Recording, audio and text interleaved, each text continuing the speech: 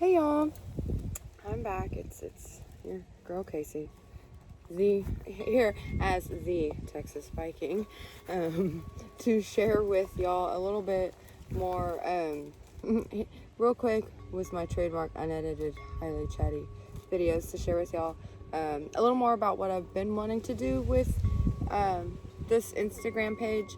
As you can see, my profile picture is my cosplay fairy. That would be Leafball.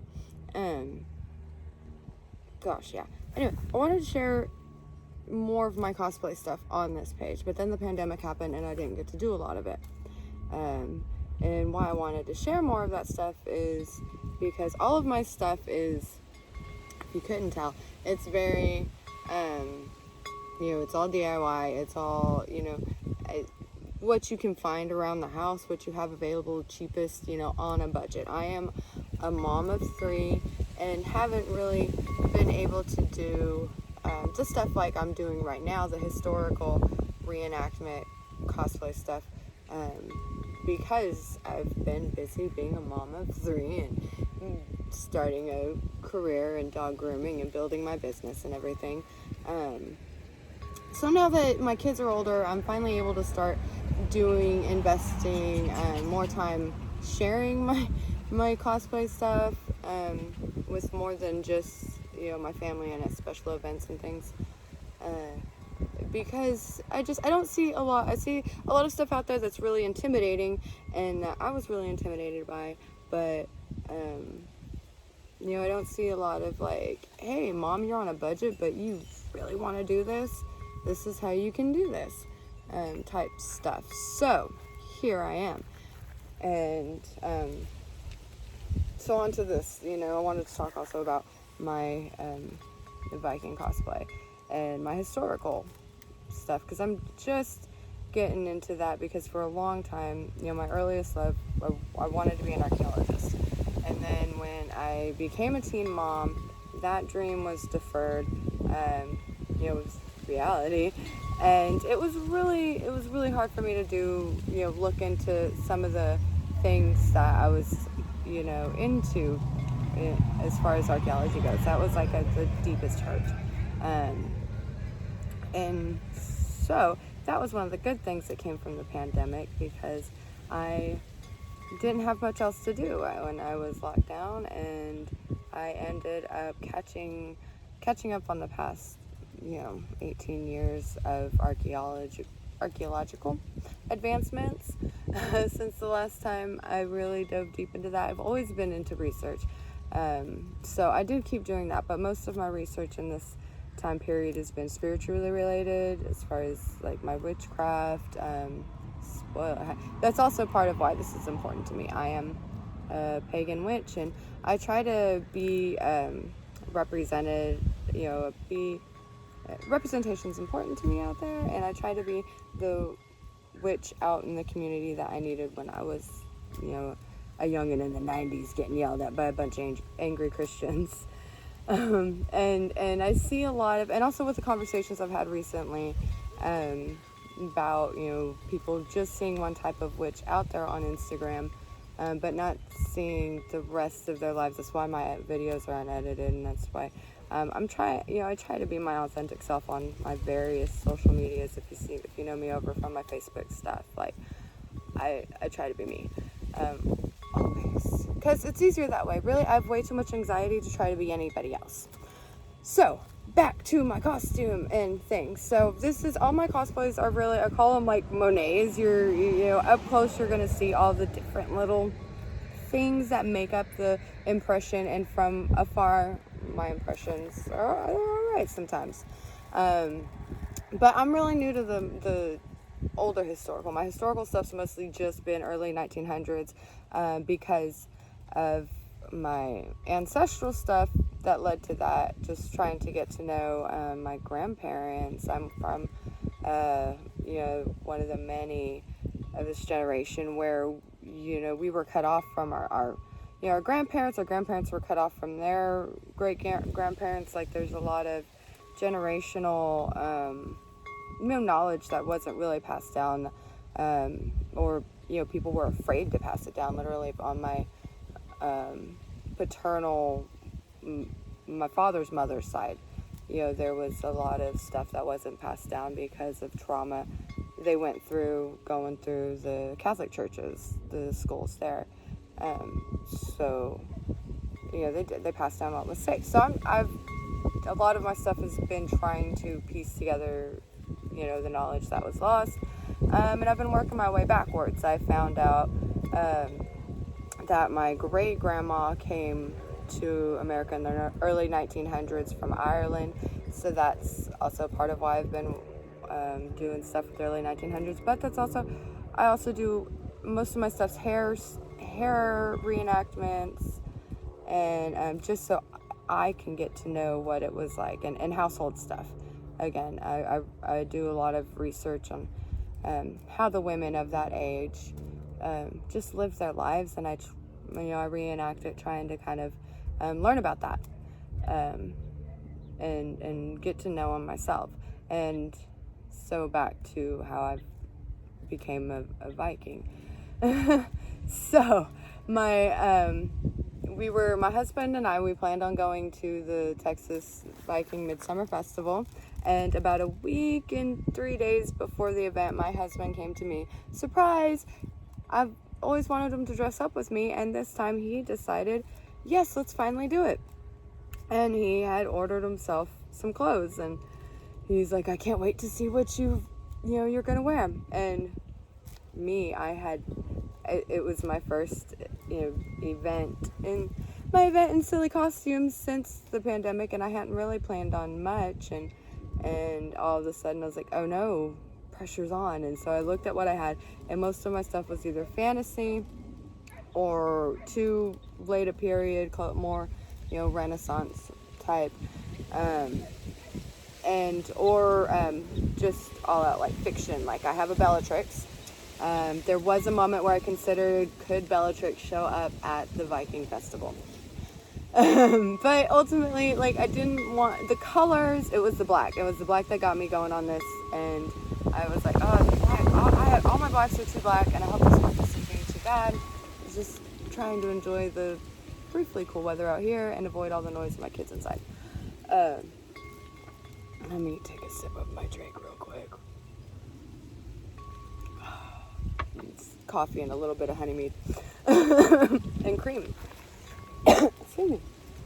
Anyways, so that got me to this. What do? I had to look and see what fabric that I had in the house and what could I do in a week. And I wanted to, of course, hand stitch it. I'm not comfortable with my machine. Most of my stuff's always been hand stitched, but it's also, most of my stuff is cross stitching and mending my family's clothes. So if you look, all these stitches they tend to be I've knots at the end, big knots, and they're shorter. They're like from here to here is how I went, and because I have a habit of folding my thread in half and working from that, because of cross stitching and mending, and I want my stuff to be strong, and I am trying to break that habit, and that is why this is going to be my practice.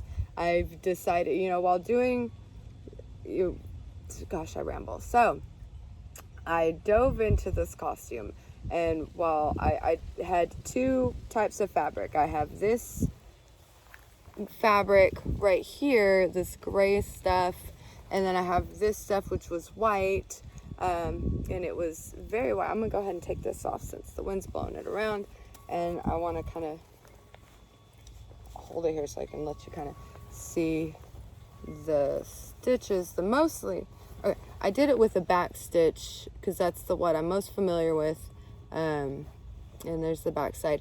I did not know at this point I haven't done a lot of rolling the hem and basting it or stuff like that. So I had a limited time, and I didn't even decide to do this at first because I figured this would be too thin for me to make a dress out of. It was really white. I didn't have time to dye it. So I went with this gray because I really took an estimated guess that this would be the darkest they would be able to get to black. the Vikings. And during my research, I think I confirmed that, which was like the highlight of one of a middle of the night stitching, because I was like, this is all worth it now. Okay. I also decided I could not do actual Viking era clothing because I'm in Texas in the middle of summer, and I did not want death. That was too hot. I was like, oh, that's too many layers, and that's too many long sleeves in wool. No. And I didn't have wool anyways. I had to do this, and I didn't want to do this in long sleeves, and I didn't have time to do, this in long sleeves and this. So this is my official, Viking era research and musings, research notes and musings. And so I kind of do, a quick little sketch out of my stuff. I'm not that good an artist, but it's mostly just to help me remember what my ideas are, and things change. Like the pleats I didn't originally have, those came when the rest of the dress went together so fast. I was like, hey, I could add some pleats. And so I wanted to do 2 panels combined into a tunic apron style dress. I wanted plenty of a breeze. And so that's how this came about. And there's a little bit of my brooches and my cloak. My brooches, again, I decided I wanted to be a Texas Viking. Like I got to thinking, what if the Vikings, what if they kept going? What if some of the Vikings just kept on going till they got to Texas? Because a Texas Viking Festival sounded wild to me, and it made me think about that. So I decided that's what this is going to be, and that's why I ended up with turquoise brooches. Also, I couldn't find oval anything, in the tortoise shape. That would have been appropriate. Like I had stuff around my house, and I had one trip to a craft store to get this done. And so when I didn't see that, I had to improvise, and I decided to go with these rectangular turquoise type thing. And these are actually like pendants to be made into, like necklaces or something. And I used one of those I can't remember the name of but a bondant, one of those glue type cement bondant things to a pin to it, and each side had these loops already on it, so that's where my beads are hanging from. And because I am a proper Viking woman, I decided, no matter where, because I learned no matter where the Viking women went, they were still Viking women. And that also gets me to, I have my chain with my embroidery scissors right here, and these are the actual scissors I used to stitch this thing. I used my bigger fabric shears to cut the fabric out, which I didn't even have a pattern for. I literally just took the dress I was wearing, threw it on the, because it was the closest thing to the pattern that I had in my head, and threw it on the fabric and, cut it out. So that's, this is my practice one, and my next one is going to be more historically accurate and stuff. Once I get the practice out on this one, I'm going back and I'm practicing my more decorative trim, stitches for the trim. I've ran out of this green. That's kind of how I ended up with the orange. I was running out of it and realized I wouldn't make it all the way around both borders, so I did 2 borders in the green, 2 borders in the orange, with the white cloak wanting to honor my Irish ancestry. And I'm gonna be an Irish Viking, and that is kind of how I'm going at this through, because a lot of my research is already, as you can see, I've got Irish. I don't know if you could see that here, but most of my stuff my research has already been with researching like Irish type things. I've got this, I do not speak it, I've got this just to help me. I got it at a thrift store, I think. All my stuff, most of my stuff it's all secondhand. It's thrift store or garage sales. Like this was a garage sale. This is my encyclopedia stitchery, helping me figure out my decorative stitching. And then this was, you know, half price books. You know, it's that was this. Actually, this one was at a metaphysical shop. Anyway, but still, also secondhand. And I've got a Viking era encyclopedia on the way that I ordered from Thrift Books from that app. So yeah, all my stuff is, I do it on a budget. I can't access the paywall academia stuff. All my academic textbooks that I do have, I get from the, you know, secondhand. I go to the half-price books around the colleges and find all kinds of goodies there. So, you know, if you are watching this because you are on a budget and you stumbled across this, those are some ideas. Like, go check out, and that's also great for my spiritual witchy research and stuff. That's why I got the Irish spirituality one, because turns out the Irish, you know, Christian spirituality is layered on top of their pre-Christian spirituality, and you can learn a lot working your way backwards through that, and not just with the Irish, with several cultures I found out. But anyways, I digress. This is a long video. I'm going to go ahead and finish this up. But just goals for this project is going to be, what if a Viking got to America in the early, let's see, like the 1020s, came over with that, maybe the 1010s, came over with, Thorfinn's, in the sagas, Thorfinn came over with 250 settlers. So what if some of those settlers decided not to go back? What if, you know, because during that time, the Viking world was changing fast. The world was Christianization was happening everywhere. Their culture was changing, and you know, what if some of them didn't want to go back?